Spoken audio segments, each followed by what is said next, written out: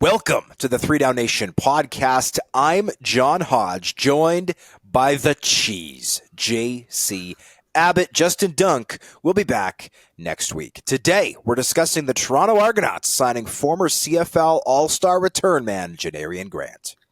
The BC Lions cutting a former first-round CFL draft pick. The ongoing race to see who will be Saskatchewan's backup quarterback. The Hamilton Tiger Cats signing former Most Outstanding Canadian Award nominee David Menard. Johnny Manziel opening up about his 1-year tenure in the CFL. And the Lions booking another major music artist for their home opener. But first, JC, we just had a super CFL preseason Saturday with 4 games taking place across the country. As our resident BC Lions writer, you obviously paid closest attention to the game between BC and Calgary, though there was plenty of other action to be had with the Alouettes topping the Argonauts, the Red Blacks beating the Ticats, and the Riders besting the Elks. What was your biggest takeaway from the 4 games? What are you most looking forward to on Friday for its 4-game slate? Well, as you mentioned, Hodge, I was paying close attention to the game that I had to write off of. And my biggest takeaway from that game, although it was very hard to glean very much of anything from that particular contest, given the fact that the Lions, as they have the last number of years, have taken a skeleton crew on the road, 2 preseason games, basically regular roster size, but with all of their depth players, many of whom are going to end up being cut and not making the roster.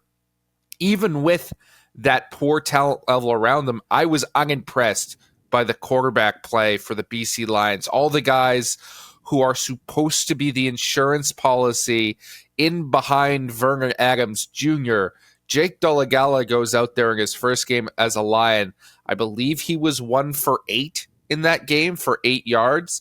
And yeah, there was a drop here. The offensive line wasn't very good, but he looked nervous in the pocket. I thought his delivery was off. There was a couple of balls where he was very nearly picked. I thought the read was just a step too late, and all of his delivery was way too high. He did not look comfortable. He did not look like a guy who can come in and be the insurance policy. Now, we have game tape on Dolegala. We saw what he did last year in Saskatchewan. He was fine down the stretch for that team. But it's clear to me that the BC Lions don't have the same quarterback room they did a year ago when Dane Evans was the guy behind Vernon Adams Jr., and they had arguably the best quarterbacking situation in the league with a starting caliber backup. Jake Dolegala is not that guy. Dakota Prukop, who was supposed to be the third stringer, was cut after this game, and Chase Bryce, who looked fine in a half of action against the Stampeders backups, is inexperienced as the third stringer. And it also seems like the Lions have decided the answer to their short yardage woes is to get VA to run the short yardage plunge for all of this season. To me, that's concerning. That's extra hits on your starting quarterback when you don't have a good insurance policy in behind. I was not very pleased with that aspect of the Lions game. I think you're underselling the performance of Caleb Bryce a little bit. Yes, he played while the Stamps were running their backup crew, while Jake Dolegala was playing most of Calgary's defensive starters. But 10 of 16 for 128 yards in what was really his first CFL action, I thought was more than solid. I also thought that a couple of other young quarterbacks, Dustin Crum, I thought looked really good in Ottawa's win over the Hamilton Tiger Cats. I also thought that Caleb Evans shone in Montreal's win over the Toronto Argonauts. And again, a lot of that comes in the later stages of the game when you're playing against a bunch of guys who are going to get cut. But the other side of that argument to me is always, well, but you're playing alongside guys who are probably going to get cut or be practice roster guys, right? If you're playing against backups with backups, I think that evens the playing field a lot. Evans' touchdown pass, by the way, if you missed it, he found, I believe it was Jose Barbone in the back of the end zone. It might have been Keon, I think. Might have been Keon Julian Grant. I can't remember. He found a receiver in the back of the end zone. I don't think Jose Barbone's even on a roster this year. You're on the wrong preseason year. It's a different Barbone. I'll have to fact check myself after the show. But regardless, Caleb Evans absolutely sensational touchdown pass. If you haven't checked out that replay, please make sure that you do so. So far, the best play I've seen in preseason action. I was a little bit surprised, and by the way, I caught almost all of these games, bouncing back and forth between them. Full credit to the league for CFL Plus holding up, even though 4 games were happening at the same time. And as I should say, we ripped the CFL for its awful stats during the first preseason game of this season between the Saskatchewan Roughriders and Winnipeg Blue Bombers.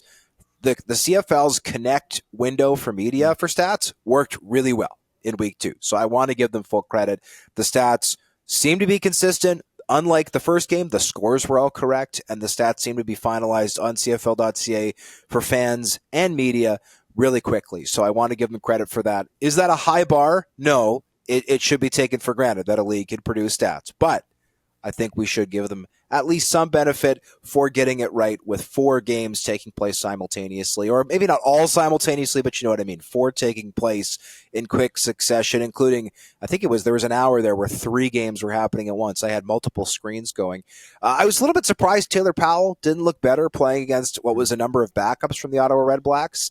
But my biggest takeaway is the fact that the Edmonton Elks appear to be unbelievably cursed. Like, holy smokes, they outplayed the Saskatchewan Roughriders to a almost shocking degree. Net offense in this one, 411 yards for the Elks, 191 for the Riders. The Elks only took 2 penalties for 10 yards. Like, when you are outgaining your opponents almost at, well, by the way, they also sacked Saskatchewan's quarterbacks 4 times, allowed 0 sacks themselves. Like, this should have been a 25 or 30 point win as the Riders sent a skeleton crew to Commonwealth Stadium. But instead, McLeod Bethel Thompson has a pass go off the hands of Eugene Lewis. It bounces awkwardly up into the air, gets returned for a pick 6. We also saw Javon Leake, Edmonton's star return specialist, reigning most outstanding special teams player, have a punt go through his hands at the goal line, and Kosi Onyeka caught it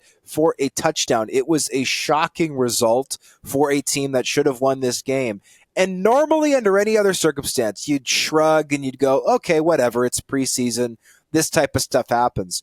But after the last few seasons that the Edmonton Elks have had, I don't blame any fans in that city who are going, holy smokes, here we go again. It literally does not matter who we sign, what we do. This team is just snake bitten. Somebody has a Chris Jones voodoo doll out there and is poking it mercilessly with all kinds of sharp implements. Like, holy smokes, what a stunning result, because this team should have won this game, no question. Let's make something clear, Hodge. I think there are a few people around the CFL, past and maybe present, who have Chris Jones voodoo dolls probably sticking in the closet. What was shocking to me about these turnovers, you expect that sloppiness in preseason, but you don't necessarily expect it from the starters. And of those, I believe it was 5 turnovers from Edmonton. I think 4 came while the starting group was out there for the team, and it resulted in total in 24 points against.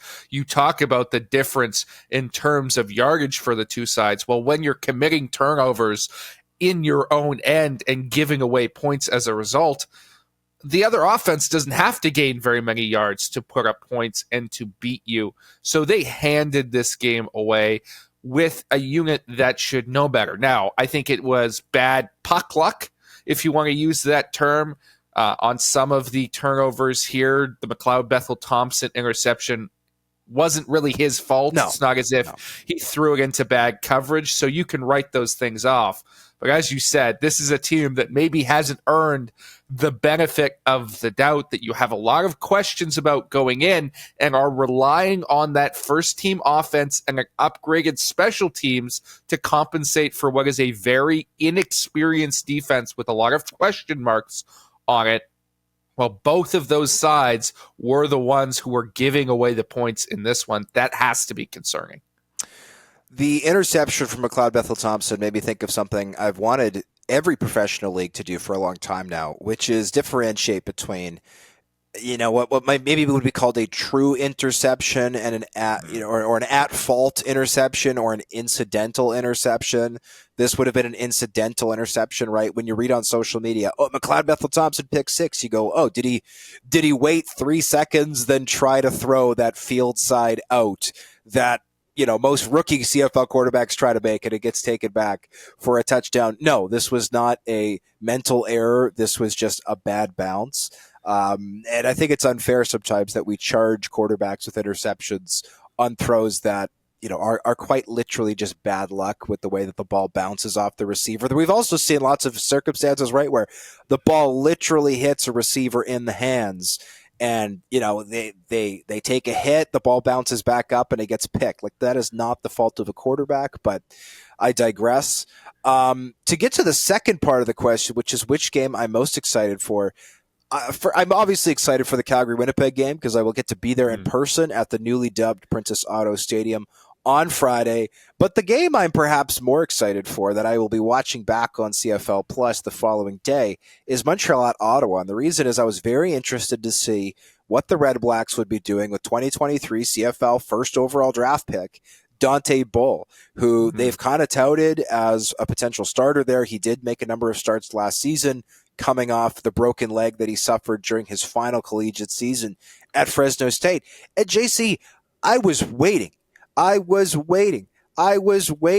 felt like a jilted lover waiting at home while my date made me wait endlessly at the door to be picked up. And lo and behold, finally with 4 minutes left in the game. And keep in mind, the Red Blacks were on the road here, which means that they didn't bring a lot of their starters. Like, it was a skeleton crew. Even on a skeleton crew, they gave Dante Bull 4 minutes to play right tackle. And he went out there with a ton of energy, and he was running up and down the field, looking tenacious.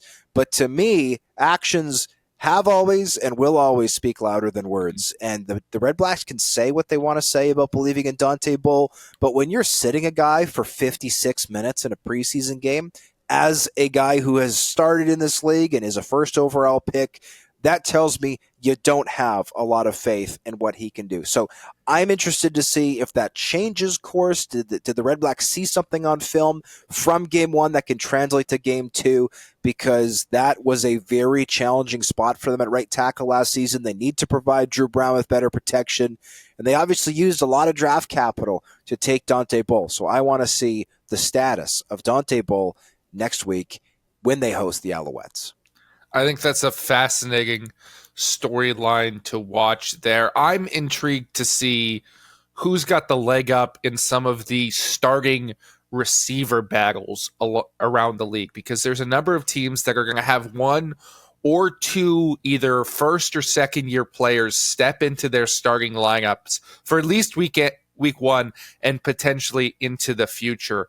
Obviously, the Winnipeg Blue Bombers have a hole in their receiving core right now. The Hamilton Tiger Cats do as well. I think Shamar Bridges, in his first preseason performance, sort of cemented himself as a guy who's going to be in that starting lineup. They've now brought in Stephen Dunbar Jr., who is going to probably start in the other spot that was open there. But the BC Lions have two starting receiver spots that are presumably going to go to Aiden Eberhardt, who was a preseason darling last year, and Travis Fulham, who was an NFL undrafted sort of cult star for a season with the Philadelphia Eagles and then wasn't afforded the opportunities after that. He's looked really good in camp by all accounts, but because the Lions decided to only bring two starters to that first preseason game, we didn't see either Eberhardt or Fulham, neither of whom are bona fide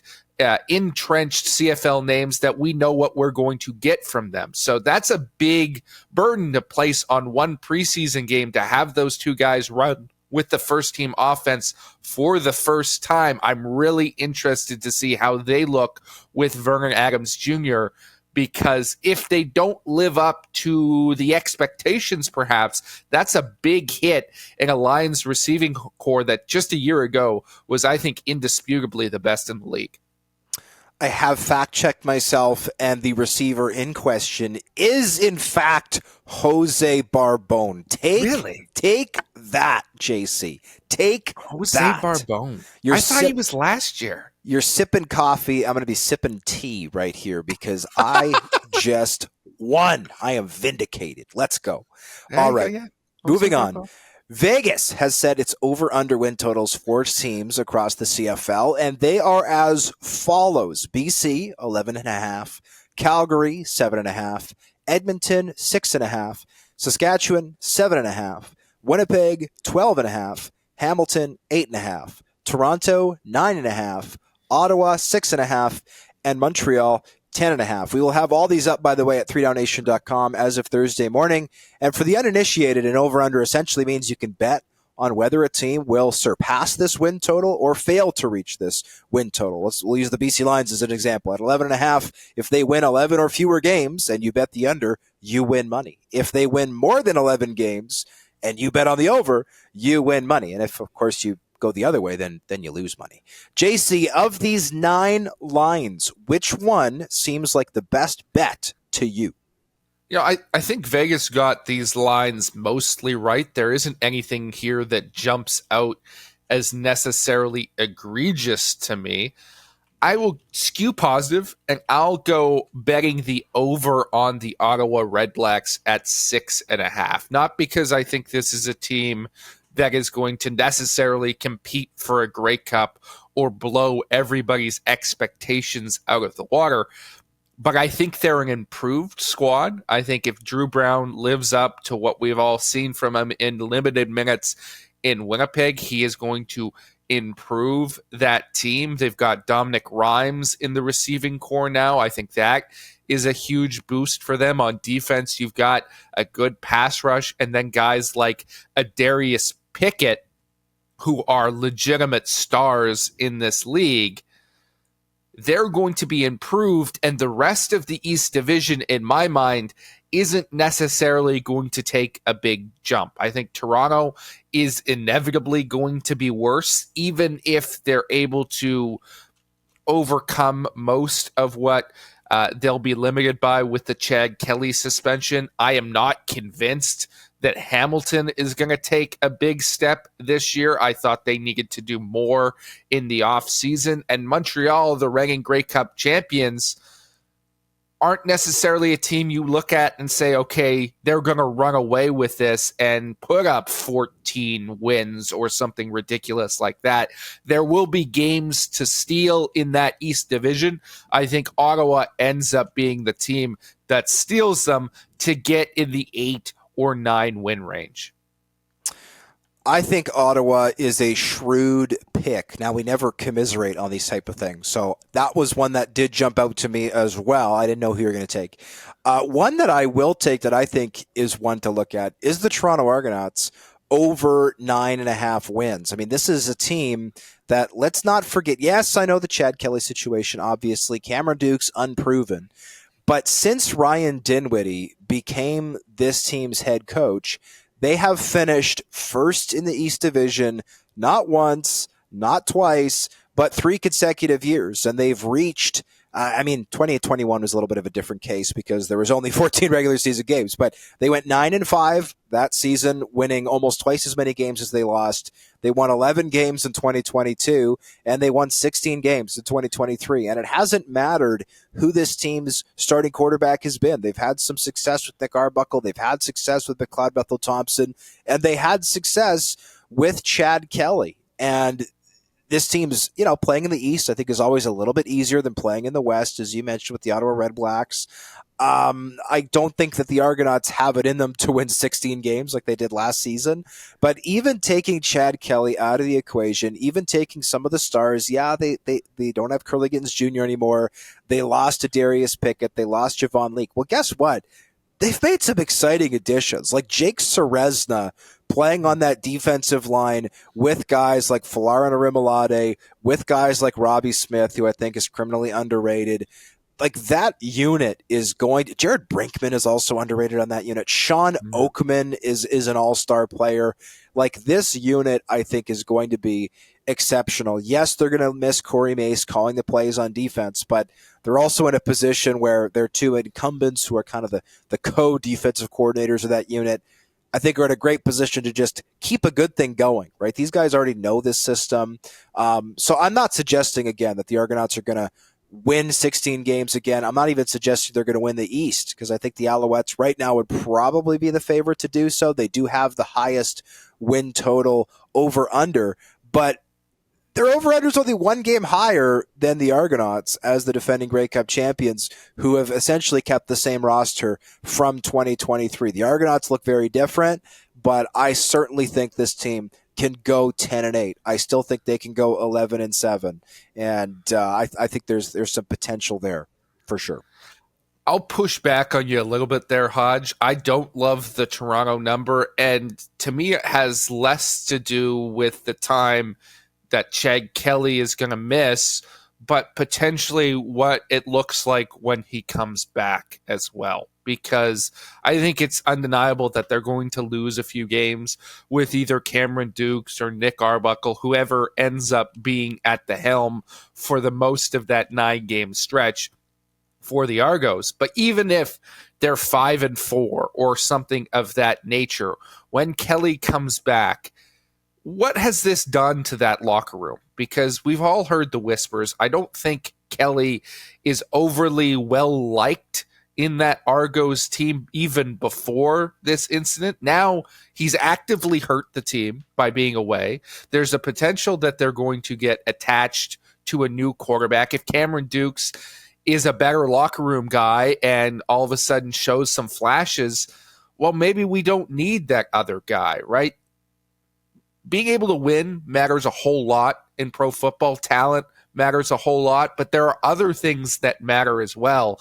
And I wonder if this team is going to be as galvanized as they have been in the past, or if there are going to be some cracks that show if and when Chad Kelly comes back to the fold. So I would lay off the Toronto Argonauts for that reason. But the other line that we haven't talked about here that I think jumps out, Saskatchewan at 7.5. You talking about the effect that Corey Mace leaving the Argos might have. Yeah, that's going to create some changes on defense. I think his addition in Saskatchewan, as well as some of the players that they've added, that's a team that could be on the rise as opposed to just stealing wins. I think they're going to be a decisive third-place team in the West. I do not hate the Saskatchewan pick. They do have to play the Bombers 3 times, but I agree they're going to be better this year. And if Trevor Harris stays healthy, it's hard to imagine that team not winning at least 8 games, one would think. So that's fair. I don't think your Argonauts argument makes any sense whatsoever. Essentially, your argument is, well, what if Cameron Dukes is great? Then it doesn't matter that Chad Kelly's coming back. Oh, well, guess what, JC? If Cameron Dukes is great, I think this team's going to win more than 9.5 games and hit the over here. I will also say this club has a bit of a back-loaded schedule, which I think favors them if, in fact, Chad Kelly returns after serving his 9-game suspension. The first 9 games of the season, they've got to play Winnipeg, but they get to host Winnipeg. They don't have to go to Winnipeg. They have Montreal twice, which is tough, and they open the season against the BC Lions. That being said, again, they get to host the BC Lions, which I think is a lot easier than having to travel all the way to Vancouver, especially considering that if they'd had to travel to Vancouver for the home opener, there'd be potentially 40+ thousand fans there, which we'll talk about a little bit later in the show. During this time, they get Edmonton, they get Saskatchewan, they get Hamilton, and they get Calgary twice. And I think that, with all due respect to those teams, makes it a little bit easier for a guy like Cameron Dukes to tread water, if in fact he is treading water. The second half of the season is when they have to go to Winnipeg. The second half of the season is when they have to go to Vancouver. The second half of the season, they've got Montreal again. It's a little bit of a tougher schedule than the first half of the season. So I think that potentially is going to be beneficial for that team, but remains to be seen.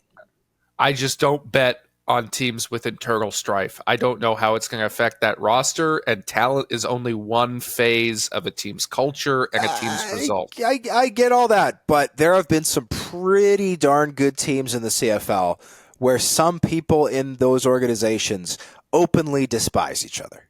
Absolutely, but inevitably that always came to a head, and there was a decline after the fact. I think you could say that about the Argos last year, right? But now this has come to a head. Once it's bubbled to the surface, it's hard to tamp it back down. I don't entirely disagree with you. That being said, I think it's pretty amazing that you can bet the over on the Argonauts and still hit it, even if they lose, even if they win 6 fewer games than they did a season ago. That seems like a good deal to me. But I also don't mind the over on the Riders. I don't mind the over on the Red Blacks, as you said. Something else I will say, I don't hate the under on the Bombers. And the reason for that is right now the juice that accompanies their line of 12.5. It's the highest of any team in the league, and rightfully so. The Bombers have been sensational, obviously, the last number of years. But with the juice of minus 135, like, you can make good money betting the under. And with some of the losses this club had, you want to talk about Janarion Grant, Jackson Jeffcoat, or Marcus Hardrick, Rasheed Bailey. I could absolutely see the Bombers being a 12-win team. In fact, that is on the record my official prediction for the Bombers this season. Last year, I had them winning 13. This year, I have them winning 12. 12-6 is my prediction, but who knows? Maybe they'll win 15 games again. I'll have to wait and see. The Saskatchewan Roughriders are the only team to have wrapped up their preseason following wins over the Winnipeg Blue Bombers and Edmonton Elks. One of the hotly debated topics in Riderville is about whether incumbent Mason Fine or journeyman Shea Patterson deserves to be the backup to Trevor Harris. Who gets your vote, Hodge? I mean, my vote is for the player who can make plays with his feet and push the ball down the field, and that's Shea Patterson. I mean, this is a guy who was extremely highly touted coming out of the University of Michigan. He got an NFL opportunity. He has bounced around the CFL a little bit, previously being on rosters in BC and Montreal, but he's the same age as Mason Fine, right? And Mason Fine's tenure at the University of North Texas was defined by his ability to push the ball downfield as kind of this undersized, like swashbuckling, big-armed quarterback. And that is not who he's been, right? He's now going into his 4th season in Riderville. I feel like if Mason Fine was going to happen, he would have happened by now. And I know Corey Mace told the media in Regina that he's undecided about who the backup will be. I'm personally skeptical as to whether or not I even believe what he's saying. I suspect Corey Mace has made up his mind. He's just not willing to reveal his decision at this point. But to me, the choice is pretty obvious. It's Shea Patterson. The only reason, in my opinion, you'd go for Mason Fine right now is because having Mason Fine as the number 2 to start the season, it's a lot easier to change to Shea Patterson later on than it is to do the reverse, right? If you start off with Mason Fine as the 3rd stringer, which is lower than he started on the totem pole last year, you've probably destroyed his confidence. So if Fine is the backup in name to start the season, that wouldn't surprise me. But, I mean, come on, there's no argument. Shea Patterson has been the better player thus far through what we've seen from Saskatchewan. Yeah, I actually disagree fundamentally with a lot of the takes on the Saskatchewan's backup QB situation. First of all, I think Mason Fine had a more difficult matchup in that second preseason game. We really didn't get to see him in the first week because of an undisclosed injury. They'd let him hand off a couple times, but they didn't let him throw. So let's throw out that first game. Obviously, Patterson came in. I think he was 3 for 3. He had a touchdown. It was a long touchdown to Ajo, the Canadian rookie receiver, but I don't think that was a touchdown that was Shea Patterson putting it on a rope in a dot to an area only his receiver could get it. He was facing the blitz, and it was a good throw. It was a solid throw, but most of that yardage was after the catch, after a DB stumbled by his receiver, right? I'm not saying it's a bad throw. I'm just saying it's not the type of throw you go, okay, that's the guy. We can't forget these players' entire lives, their entire careers. Mason Fine has been a capable backup, a capable starter at times for the Riders. Is he going to blow your socks off? No, he's not going to blow your socks off. But the answer is not to go to another guy who hasn't really been a capable anything and is the same age. If you don't think Mason Fine is the guy, go and find a guy, right? Shea Patterson is not going to mystically become a guy he's never been in his entire career with multiple opportunities in different CFL cities with the USFL #1 overall pick, right? He is not going to be that guy. And I'm going to call out our writer, Brendan Guire, specifically here, because he put out his article in defense of Shea Patterson, and he hyped up Shea Patterson as having a much better college career than Mason Fine. And that's just bogus, okay? Yeah, he played at Ole Miss and Michigan at a capable level. That's great. Those are big-time programs. Mason Fine was electric at North Texas. Yeah, it's a small school, but he threw for like 4,000 more yards and 30 more touchdowns in his college career than Shea Patterson did. To me, that means something. He was the better prospect coming into the CFL. I think he's the more proven guy right now. And if you don't trust him, don't go with someone else who's the same age, who you still hasn't proven himself either. You go out and you find the next one. You see if Jack Cohen can be that guy. You see if somebody on your neg list can be that guy. If you don't want Mason Fine, don't recycle old guys that we've already seen haven't made that jump. So your argument isn't so much that Mason Fine is good, it's that they're both not good. Yeah. Okay. I think Mason Fine is fine. He hasn't been what I wanted him to be in the CFL. I think there may still be potential there, but I think Shea Patterson is not a better player right now. I don't think he has more developmental potential. And if Mason Fine isn't good enough for you, go out on the scouting trail and find yourself a new quarterback. Fair enough. I will disagree, though, with the idea that Shea Patterson has had his opportunity.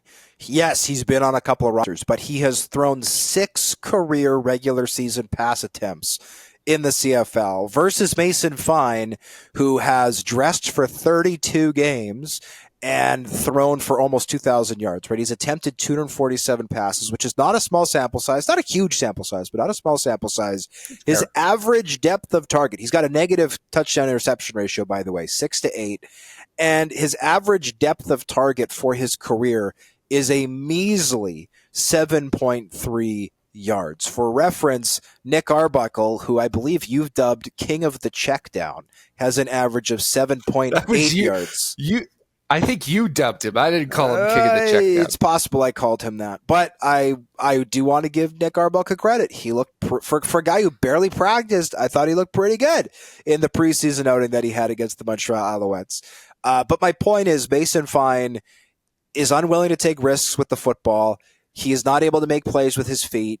And when you watch opposing defenses, I don't think they respect his ability to throw the deep ball whatsoever, because the defensive unit that he plays against, like I saw Mason Fine play live at the Halifax game this past season. Toronto was up, giving no space. They are stuffing the box. They are saying, hey, we're not going to let you run the ball against us. We're not going to give your receivers anything for free. We are going to clamp down on you. And the only way to get defenses to stop doing that is to prove that you could beat them long. Mason Fine failed to do that. He got sacked a ton of times, partly because his offensive line struggled, partly because he was holding onto the ball for too long. And then Jake Dolegala came in, slung a touchdown pass, and was the starter for the rest of the season. Like, that is how that went. I don't understand and any reason why Mason Fine would be the backup here. I'm not saying you got to cut him, but yeah, he did not do anything in the preseason. Let's be frank. Corey Mace went in there. Mark Mueller went in there, and they evaluated this offseason. And they had the choice between bringing back Jake Dolegala and Mason Fine, and they chose Mason Fine because they thought he was better for their system. And that ability to hit the checkdowns. I mean, Mark Mueller's coming from Calgary. You want to talk about king of the checkdowns? How about that offense, right? Mason Fine's ability to protect the football might be what they prefer in a backup. And let's not pretend Shea Patterson is a gunslinger. You go back to college, Mason Fine wasn't exactly throwing it around the park. He had a 7.8 yard per attempt, I believe. And Shea Patterson had 8 yards per attempt. So more. Don't get me wrong. It's more. He's throwing it a little bit deeper. But it's not as if he's blowing them out of the park and just throwing Hail Marys every play, right? Like, if Mason Fine isn't your guy, and I'm not convinced he is, then you've got to go out and find the next quarterback, right? And maybe that's a guy that you have on your roster right now in someone like Jack Cohn, but I know how think closely you Shea follow Patterson. college football and the collegiate careers of a lot of guys who end up in the CFL. Personally, I kind of reject it because I think it's irrelevant what a guy did in college 6 years ago if he's been playing pro for 5-6 years. But for the record, based on his pro resume, Patterson has never won a backup job. Shea Patterson, playing at bigger programs, had a college quarterback rating of 143.1. Mason Fine, 140.7. So your argument is defeated in and of itself. And look, if the Riders just want Mason Fine to go out there for a game or two this year potentially and just tread water and take all the easy throws and throw all the checkdowns and just don't make mistakes, right? Play mistake-free football, then he's probably their guy. Is that a way to win games on any type of sustainable level? The answer is no. We saw that last year. They only started him 4 games. They gave Jake Dolegala the next 9. And obviously the backup quarterback in Regina is always a popular guy because Regina, as we all know, is a CFL hotbed, and they love their backup quarterbacks. I'm not saying Patterson will be successful. All I'm saying is he probably deserves a shot to be successful. Mason Fine has had shots to be successful and, in my opinion, failed to take full advantage of those. Speaking of quarterbacks who had shots to be successful and failed to take full advantage, Johnny Manziel. That is a great transition, my friend. You're a pro. That's a pro transition right there. Johnny Football recently appeared on the Bertcast, a podcast hosted by comedian Bert Kreischer, during which he spoke highly of the CFL's talent level while also admitting that he manufactured his departure from the league. What was your take on this interview, Hodge? I will say, first off, I want to put it on the record that it irks me a little bit when any individual, this is not a Johnny Football criticism, this is a general criticism, they turn down opportunities to speak to journalists and answer real questions from reporters about particular issues, knowing that they might have tough questions asked of them, or they might be asked to discuss things that they're not super keen on discussing, but they will happily go onto a show hosted by a comedian who will lob softballs at them, and they can sit back and drink beer and swear and have fun. Now, do I understand the appeal of that? Of course. I might even do the same thing as Johnny Football or people of his ilk if I was in the same situation. But that being said, as much as this was not a journalistic interview, this was 2 guys sitting around shooting the you-know-what, I did think it was a highly entertaining interview, and I would encourage our listeners, viewers, our readers to check out the interview in its full capacity. He talks about the CFL for almost 20 minutes, and that's not something that Johnny Manziel has done, to my knowledge, at any point since he played in the CFL in 2018 and was unceremoniously booted out of the league following that campaign. I believe he was officially forced to be released by the Alouettes in February of 2019, if I remember that detail correctly. But essentially what Manziel admits to is something that I think has been well speculated for a long time now, which is that he completely manufactured his departure from the league. When Johnny Manziel came to the CFL, he had previously been charged for assault. These charges were dropped. They stemmed from an incident with a then girlfriend. A plea deal was reached, during which I believe he had to agree to some counseling, agree to not be on parole, but be kind of surveilled by authorities for up to a year. And so with the CFL's domestic violence policy being what it was, he had to meet with Commissioner Randy Ambrosi and meet a certain set of conditions that have never been made public, at least until now. Johnny Manziel made it pretty clear that one of the conditions of his entry into the CFL was sobriety. He had to submit to alcohol and drug testing following the 2018 season. It's unclear if he was tested during the 2018 season, especially because as part of the interview, he admitted to every afternoon going to the keg to eat steaks and drink Crown Royal after practice ended at 1:00. But essentially he said, I was in it under a 2-year contract. There was no way to get out of it. This is, of course, before the CFL reintroduced the NFL window following the 2021 season. And Manziel said, yeah, the league sent an alcohol and drug tester to my house, and I was absolutely thrilled to hand him my sample, knowing full well that that was my ticket out of the league. And he even joked that you should send the urine sample straight to Randy Ambrosie, not even to the league, just send it to the Randy Ambrosie himself, because his urine sample, again, jokingly, would smell so strongly of alcohol, you wouldn't even have to test it. So yeah, he admitted to manufacturing his exit from the league. This is something I always suspected was the case. I wrote a column about it after it happened. I went back and read it yesterday, and I thought, this is actually pretty good. Maybe I got a future in this writing thing. But at one point he seemed to be upset. Like he said, the league used me for views. The league used me for attention. Well, first of all, yes, that is what professional entities do. The NFL uses Patrick Mahomes and Travis Kelce for views and clicks too, the same way that Patrick Mahomes and Travis Kelce use the NFL to make tens of millions of dollars, right? And become world famous athletes.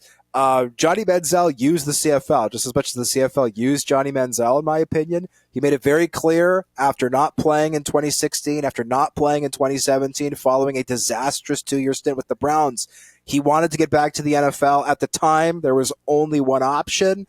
That was Canada. He went to the CFL to try to get back to the NFL. It didn't work. The league used him. He used the league. It was the Tinder hookup of professional football. It was not a good relationship. It only lasted a short time. Johnny took his football, went back home, and the CFL has carried on merrily without him. That being said, again, good interview, highly entertaining, would recommend. To me, what stuck out here is Manziel clearly, since he has retired and stepped away from football, has become a little bit more balanced, right? I think we've seen in some of the interviews he's done, he's gained a little bit of perspective. He's in a better place right now, maybe found a happy medium in his life, but he's still, I think, a highly intelligent and highly immature individual. And there are some things that he's just not taking responsibility for.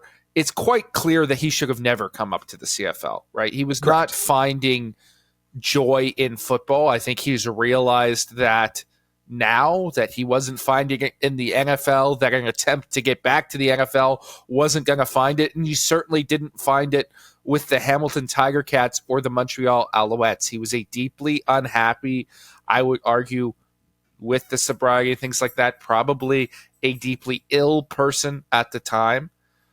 And this was not the right place for him to be in. However, the almost glee with which he discussed several of these aspects, the sending of the urine directly to Randy Ambrosie, certainly rubbed me the wrong way and didn't come across as a guy who has recognized his past failures and the effect that he has had on people. I also didn't love some of the ways he spoke about the league, as you alluded to. It's nice that he acknowledged that there were, I think the quote is, some effing monsters out here who would rip your male anatomy off.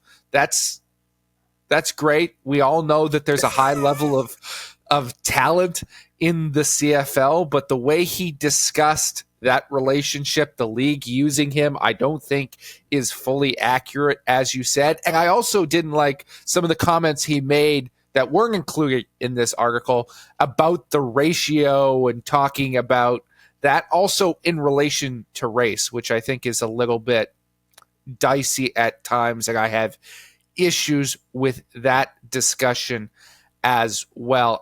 He just didn't come across as a mature individual, clearly someone who didn't appreciate the opportunity that this league afforded to him. And frankly, the CFL is better off that he took himself out of the league in the way that he did.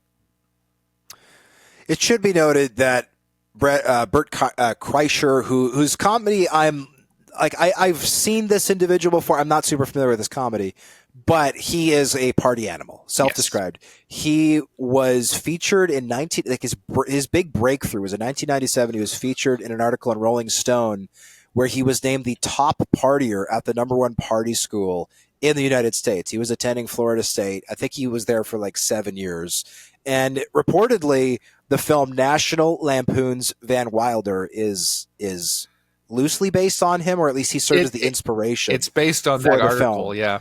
So that was the tone of the interview. This is like two guys who are well-documented partiers, love to drink, love to get out, love to be loud. So I think that did kind of set the tone for the interview and some of the more crass things that Manziel said. I will also say I think Manziel has a lot more self-awareness now. I think he is steadily maturing. He's now 31 years old, and I do think that he's a smart guy. He will get it figured out in time. Obviously, he didn't have it figured out back in 2018 when he was in the league. There's still some parts of it that he's figuring out. All in all, I mean, great for him for being complimentary to the CFL's talent level. That's what we all knew. I think people who follow the CFL know how good these players are. But I think it's good when an American audience hears that, especially from an American player who played at a very high level in college and was a first-round NFL draft pick, a guy who, I mean, some people correctly anticipated would not be a successful player in the NFL, but a guy who a number of other people thought was going to be a career, perennial Pro Bowler, slinging it for whether it was the Cleveland Browns or maybe the Dallas Cowboys, of course, team not far from where he started in college at Texas A&M. So, there were parts of it that I thought he articulated very well and accurately described the CFL. There's also some parts of it that, details that he got wrong about the ratio, things like that. But all in all, I liked it. And I will also say I have literally no appetite whatsoever to talk about Johnny Manziel. It was a one-year thing that, again, failed. It happened almost 10 years ago. 3 Down Nation covered the you-know-what out of it at the time. I think correctly so, because it was a huge story. But since then, I have been hit with Johnny Manziel fatigue. I think our readers, viewers, listeners have also reached Johnny Manziel fatigue. But that being said, maybe Johnny Manziel fatigue has worn off for a lot of people. It's 2024, right? It's not like we're talking about this in 2021 or 2022. So I'm interested to see what the response to the article is. As of this recording, it's only been up for a couple of hours, so we'll have to wait and see. But again, it would have been best if Johnny Manziel had done this interview with a reputable journalist where he could answer real questions about his time in the CFL. In the interim, though, this is a decent halfway point. And I will also say, I should know, Johnny Manziel loved Canada. Like he talked about living in Toronto while he was playing for the Tiger Cats, living in Old Port, Montreal while playing for the Alouettes. He loved the work day, which is obviously a lot less rigorous than being in the NFL. He loved seeing Canada. He loved his time up here. It was the football side of it that he did not care for, and that's why he manufactured his way out of the league. JC, the BC Lions have booked rap icon 50 Cent to perform at their home opener, marking the 3rd year of their concert kickoff series. You'll be at the BC Lions' first game of the regular season for that home opener. Do you think this was the right choice for the team? Look, I'm not the type of guy who listens to 50 Cent's music. I'm not the type of guy who listened to LL Cool J's music last year, but that does not play into my analysis of this type of booking. I think from an entertainment standpoint and from a volume or a notoriety of the act, you really can't get much bigger and much better than 50 Cent, right? This is a guy who's got nearly 13 million followers out there on Twitter. He's a guy who is known by an entire generation. Even people like me who don't listen to his music know who he is. He's going to pack people into that stadium. People are excited to watch him perform. I would argue he may even be a bigger draw than the 2 acts they've had the last 2 years in LL Cool J and One Republic. I'm interested to see if the numbers bear that out. Now, there has been some commentary on social media that I think needs to be addressed that I actually agree with to an extent, in that 50 Cent has a history of some allegations of, abuse, domestic violence against women, We are in a climate right now, particularly in the CFL, but in the world in general, where that is not tolerated. We're coming off the Chad Kelly scandal. Is bringing in someone with that reputation a bit hypocritical by the BC Lions? Is it the right choice? Personally, it's not something I would have done. And I think any criticism that people want to lob at the club for that, I think is fair. But ultimately, people as a whole, music lovers, rap lovers, adore 50 Cent's music, and he's going to be larger than that controversy. Whether that's ethically or morally right, I would say not, but he is going to pack people into the stadium, and that's inevitably what the Lions want. I think that from a demographic standpoint, the Lions hit it out of the park. Like when you look at, there's not a lot of published research about this, but like Angus Reid did a poll. By the way, for Google's sake, I really wish that the Angus Reid Institute didn't share a name with one of the best centers in CFL history, because when you Google Angus Reid CFL looking for polling results, you inevitably get results about Angus Reid, the player. So maybe we could officially petition Angus Reid to change his legal name, or we could ask the Angus Reid Institute to change its name. I'm not sure. Maybe both. We'll get them both to change their names. But in all seriousness, you look at the research, and it's pretty clear that the CFL has an age problem. According to this poll that they did in 2023, talking to 835 subjects, people over the age of 55, when asked, when thinking about football, which of these two professional leagues do you prefer? 48% said CFL, 30% said NFL, and 21% said that they had no preference or enjoyed both equally. That changes dramatically when you look at different age ranges. 18 to 34, it's 58% NFL, only 29% CFL. And it's essentially the same in the 35 to 54 age demographic. It's 56% NFL, 25% CFL. Now, that is male only, but on the female side, the proportions are essentially the exact same. Over the age of 55, it's 48% CFL, 25% NFL. But 18 to 34, it's 52% NFL, 32% CFL.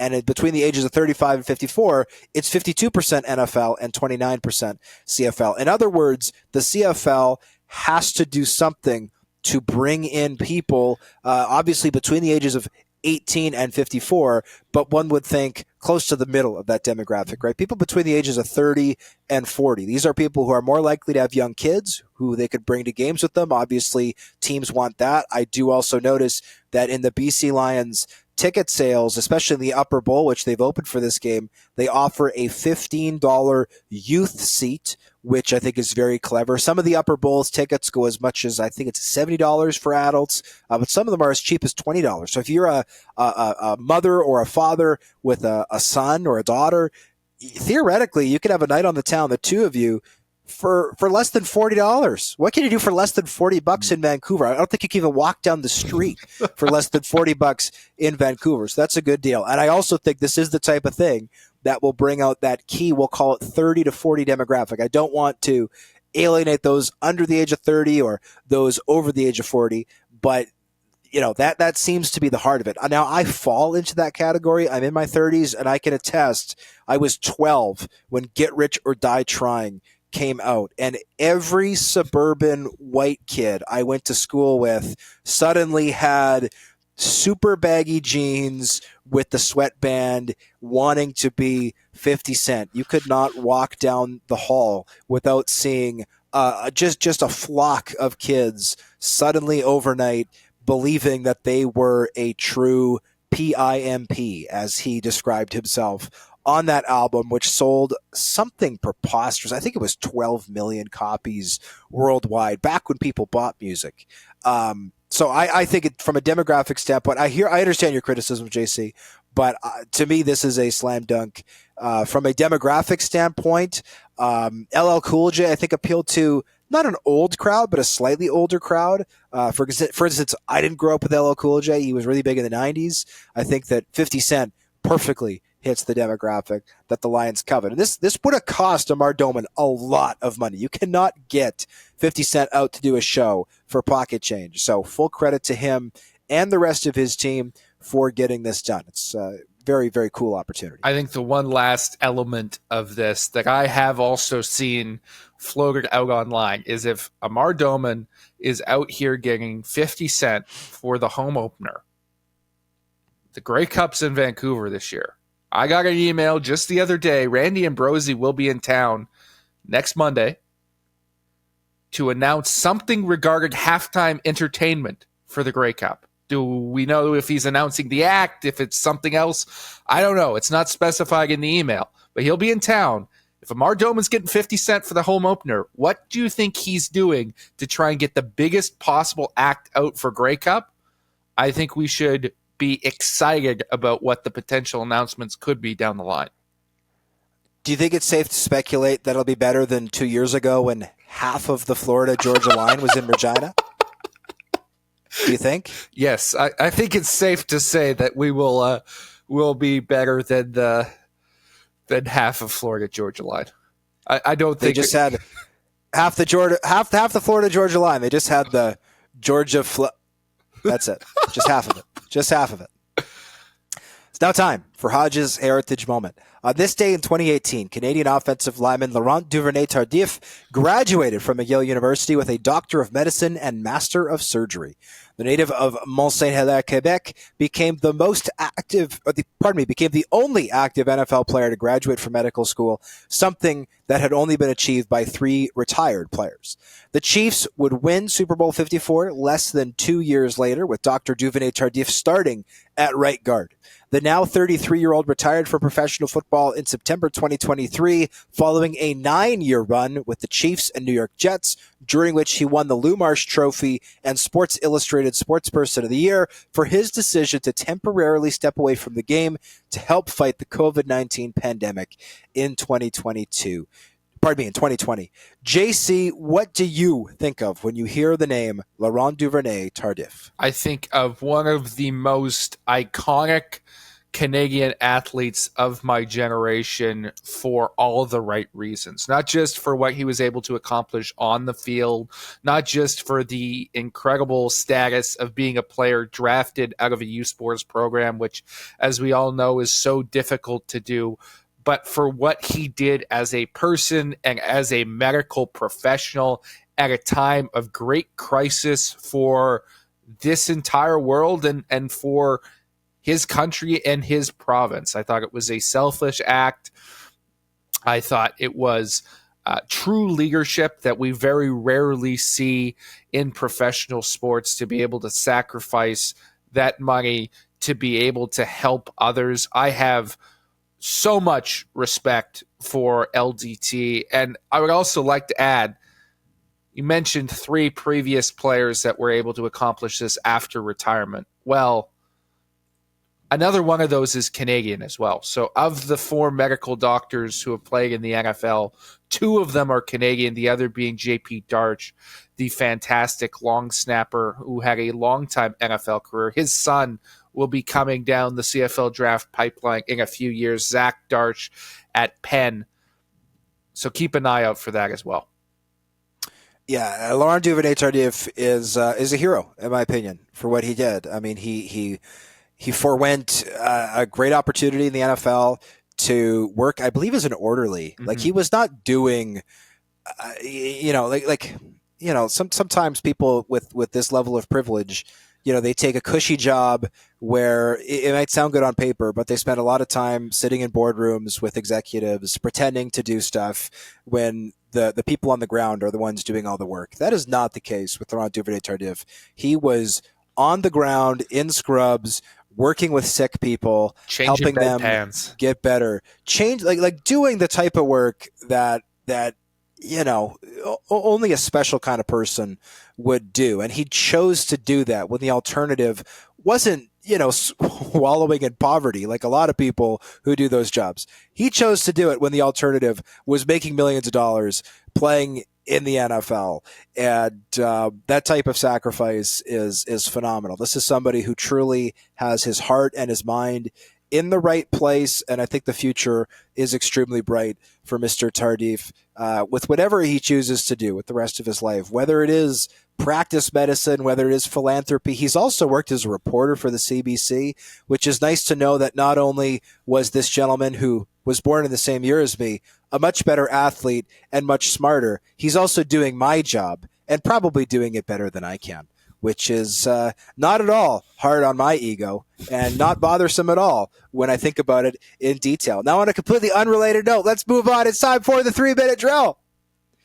JC, the Toronto Argonauts have signed quarterback John Matocha out of Colorado School of Mines. Do you think he could be the next great CFL quarterback? Look, I've not watched the John Matocha. We may have found another name I can't say, Hodge. Loyola Matocha. Loyola Matocha. Matocha. I have not watched the film, but the numbers from college are impressive. And what I will give credit here, Toronto Argonauts have a bit of a shaky quarterback situation, right, with Chad Kelly out. They brought in a veteran in Nick Arbuckle. I didn't love that move. But now you bring in somebody who could maybe be that next guy, like we talked about in the Mason Fine situation. I love when teams sign exciting quarterback prospects, and this appears to be one of those. I think that John Matocha should marry one of Danny Machocha's daughters, and then they can hyphenate, so it'll be Matocha Machocha. That'll be a hell of a wedding. Weston Dressler told The Waggle that he's undecided about which team to represent in the Hall of Fame, Saskatchewan or Winnipeg. Which club do you most associate with Dressler? There's only one answer to this. It's not even really a question, and that is the Saskatchewan Roughriders. Yes, Weston Dressler had a couple of good years with the Bombers after leaving Riderville, but he is a Saskatchewan Roughrider in my mind, and I think in the minds of virtually anybody who watched him play in the CFL. There's really only one answer to this question because it's not a question. It's neither. You don't pick a team when you go into the CFL Hall of Fame. I don't know why the Waggle was even asking this question. Well, I think the reason they asked it actually is because after Enoch Mwamba retired, who co-hosts the show, I asked him, you played for 4 different teams. You won your only Grey Cup with Toronto. You won your only most outstanding Canadian with Montreal.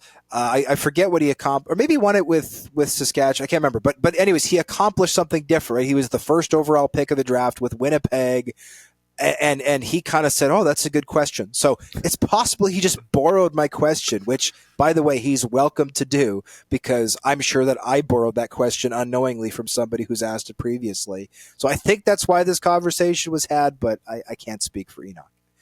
Université de Montréal quarterback. Wow, a lot of my bad French accent in the podcast today. My apologies to the province of Quebec and half the province of New Brunswick. Jonathan Senecal has been named a finalist for U Sports Athlete of the Year. Do you think he deserves to win? I can't say that because I don't know anything about any of the other athletes or sports nominated. However, Jonathan Senecal's accomplishments last year in football speak for themselves. He would be a deserving winner. I just don't know about all the people that he's going up against. Veteran defensive back Luchez Purifoy wasn't happy with tensions boiling over in Edmonton during a recent practice, saying, quote, that SHIT can't happen, close quote. Do you think the Elks lack discipline? Only he didn't spell it out. He said the word. Oh, language. No, I'm just kidding. I mean, at the end of the day, tensions boil over in practice, especially during preseason when guys are getting sick of hitting each other over and over and over again. To me, this is a non-issue unless it actually translates to the regular season. I'll say it again. This team took 2 penalties in their preseason debut, which obviously any team would be pretty thrilled with. If you take 2 penalties a game, you're going to be by far and away the least penalized team in the year. So hopefully that translates. In a story you broke, JC, the Hamilton Tiger Cats have signed Canadian defensive end David Menard. Is that a good move for the folks in Steeltown? It's a fantastic move for Hamilton. David Menard, I think, is one of the most underrated players in the CFL.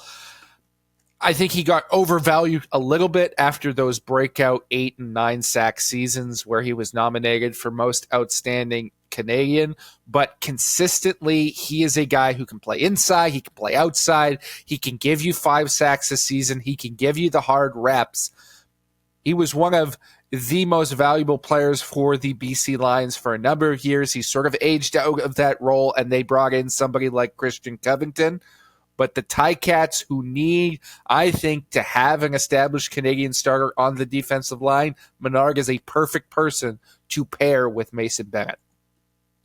Saskatchewan Roughriders superfan Don Pagoda showed off his riderized 1988 Lincoln Town Car at training camp in Saskatoon. Hodge, did you see those pictures? I did see the pictures. Our very own Justin Dunk was able to snap those pictures. I believe it was in Saskatoon while the Riders were still there opening training camp.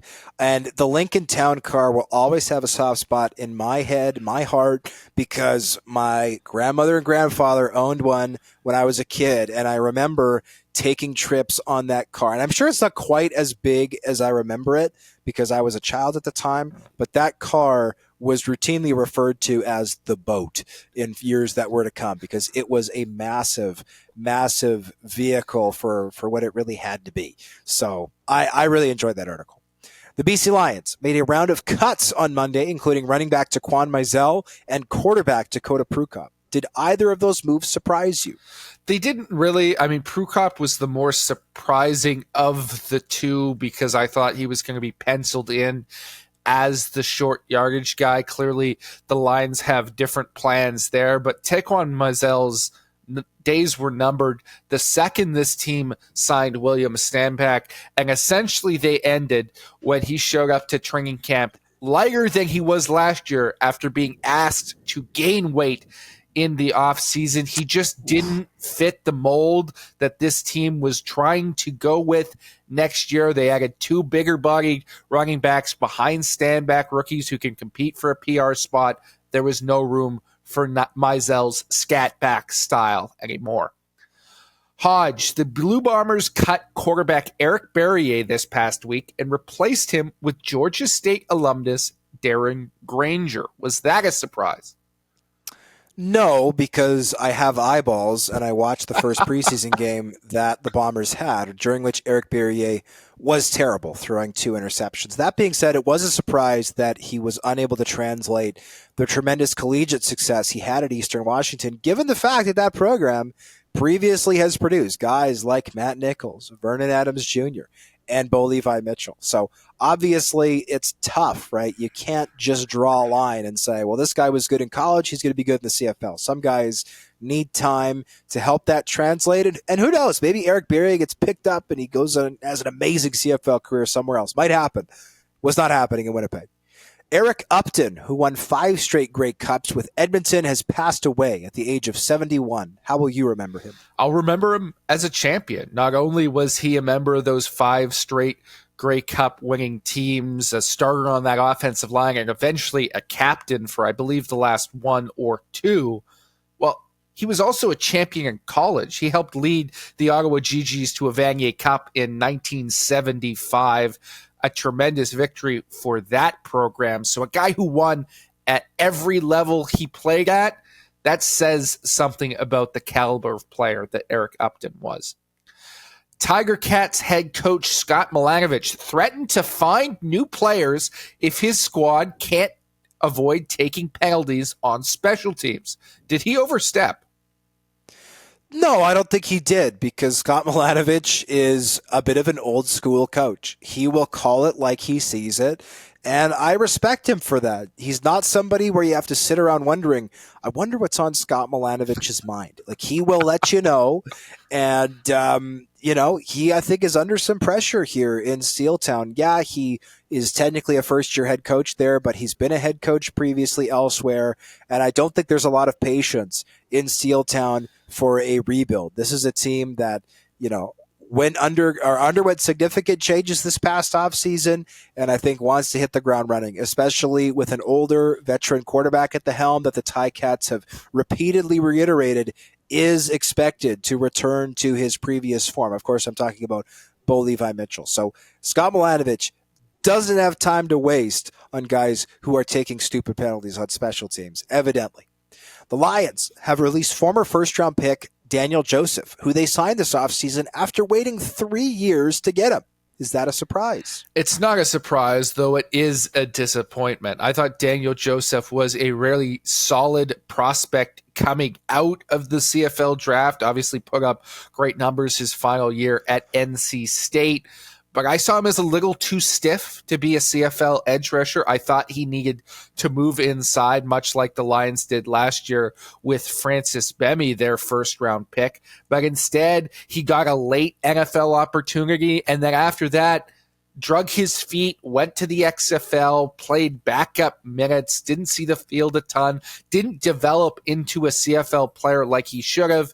And once he arrived this year, there just really wasn't a space for him the way that Lions roster is constructed, specifically if he wanted to play defensive end. Unfortunately, busting as a prospect seems to run in the family here, because this is the brother of Faith Akakati, who was a first overall pick for the Winnipeg Blue Bombers a number of years ago and only lasted one season with this club. Daniel Joseph, unfortunately, follows that same path here. The Toronto Argonauts have signed star return specialist Janarion Grant following a 4-year run with the Winnipeg Blue Bombers, during which he scored 8 return touchdowns over 41 games. Is that a big boost for the Boatmen? I mean, Grant is 30, and he only played 8 games last season due to injury, so I hesitate to call this a massive, massive boost for the Argonauts, but there's no denying that Janarion Grant has been sensational since reporting to the CFL in 2019, and I'm really excited to see what he has left in the tank. The Calgary Stampeders have officially ruled out Malik Henry for the season after he suffered a patella tendon injury in practice on Tuesday. Is that a big blow for the Stamps?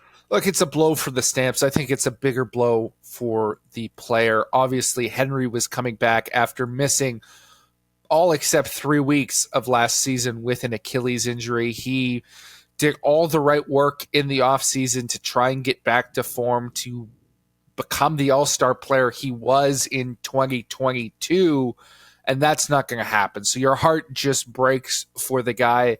The Stampeders obviously were relying on him to be that deep threat, but they had to make do without him last year.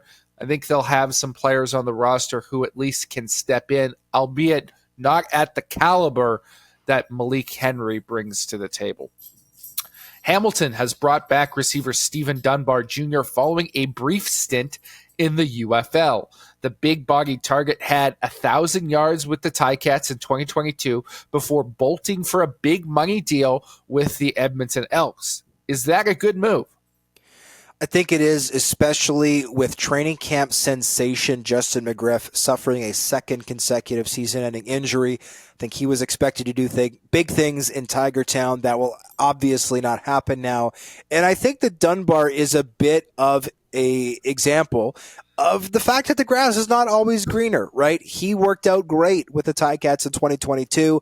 I don't know if he was offered a big money extension in Steel Town. Obviously, the Ticats were significantly outbid by the Elks, which precipitated his move to Edmonton. However, sometimes when you got a good thing going on, you just got a good thing going on, and you should stick where you are, because Dunbar was not very productive with the Elks last year, went to the UFL, got cut. I'm glad that he's back in Steel Town, where apparently he's a very productive player, and the Ticats needed to add some fuel to that receiving core, I think. So on that note, we thank you as always for listening to the 3 Down Nation podcast. If you enjoyed today's show, please make sure to tag JC and myself on social media. If you hated the show, tag Justin Dunk. Please join us next week. Next week, JC, our last episode before the regular season. Let's go.